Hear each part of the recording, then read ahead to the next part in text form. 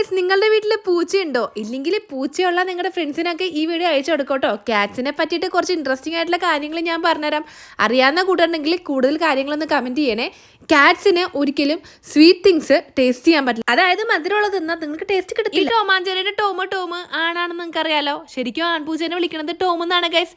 ഇനിയിപ്പോൾ ടോമാഞ്ചേരിയിലെ ടോം പെണ്ണായിരുന്നെങ്കിൽ എങ്ങനെ വിളിക്കും? മോളി ആൻഡ് ജെറി. അതായത് പെൺപൂച്ചകളെ വിളിക്കുന്നത് മോളി എന്നാണ് ഗൈസ്.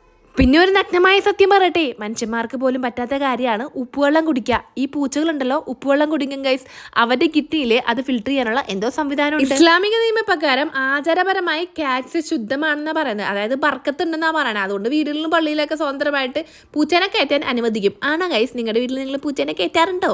ബൈ ദ ബൈ, നിങ്ങളുടെ വീട്ടിൽ പൂച്ച ഉണ്ടെങ്കിൽ നിങ്ങളുടെ പെറ്റ്സായ പൂച്ചകളുടെ പൊന്നോമനകളുടെ പേരൊക്കെ ഒന്ന് കമന്റ് ചെയ്യാട്ടോ. വെറൈറ്റി പേര് എന്തെങ്കിലും ഉണ്ടെങ്കിൽ നോക്കട്ടെ. ഞങ്ങളുടെ വീട്ടിലൊരു പൂച്ച ഉണ്ടായി, പേര് കൊത്തറു. ലൈക്ക് അടിച്ചിട്ട് പൂച്ചയുള്ള കൂട്ടുകാർക്ക് ഈ വീഡിയോ ഷെയർ ചെയ്ത് കൊടുക്കണേ. ടാറ്റാ.